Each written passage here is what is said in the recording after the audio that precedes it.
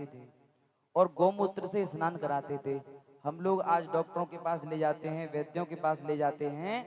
पहले गाय के शरीर में इतनी शक्ति होती है, देखो 33 कोटि देवता हैं, अगर एक एक देवता की आप पूजा करोगे तो नहीं कर पाओगे, हर देवता को आप खुश नहीं कर पाओगे, क्योंकि इतने देवता हैं, किस किस की पूजा करोगे।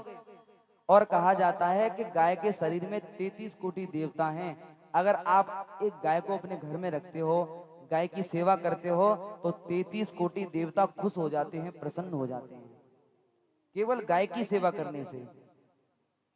हम लोग गाय के गोबर से अपने आंगन को पहले लीपते थे, आजकल तो सिस्टम खत्म हो गया है, क्योंकि पत्थर बिछते हैं, टेलें बिछती हैं आजकल तो घरों में, तो लीपने का सिस्टम खत्म हो गया है। हमारी माताएं पहले की ये बात थी, पहले गाय के गोबर से अपने आंगन को लीपते थे, क्योंकि गाय के गोबर में लक्ष्मी जी का वास है और गौमूत्र में सरस्वती जी का वास है।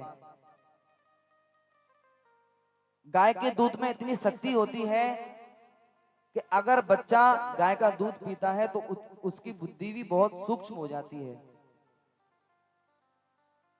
आपने कभी देखा होगा, आप रास्ते से जा रहे हो और रास्ते में आगे भैंस चल रही हो, आप दूर से हॉर्न मारोगे तो भैंस उठ नहीं सकती रास्ते से, धीरे धीरे जाकर के थोड़ी ठोकर मारोगे भैंस में जाकर के, तब धीरे धीरे धीरे धीरे वो साइड में होगी। अगर रास्ते में गाय जा रही है और गाय, आप दूर से हॉर्न मार दो तो गाय अपने आप साइड दे देती है आपको। ये गाय में शक्ति होती है, गाय की बुद्धि बहुत सूक्ष्म होती है।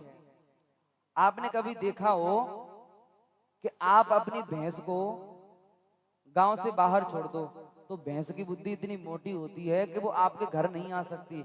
अगर गाय को आप 10 किलोमीटर दूर भी छोड़ दोगे तो देखना एक ना एक दिन गाय आपके घर जरूर आ जाएगी, क्योंकि बुद्धि उसकी इतनी तीव्र होती है।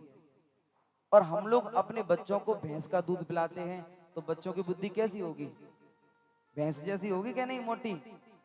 इसलिए मैं आपसे ये नहीं कह रहा कि आप भैंस मत रखो, भैंस भी रखो, और भैंसों के साथ में एक गाय आपके यहाँ जरूर होनी चाहिए, क्योंकि एक गाय होती है हमारे यहाँ तो भूत प्रेतों का वास हमारे घर में नहीं होता।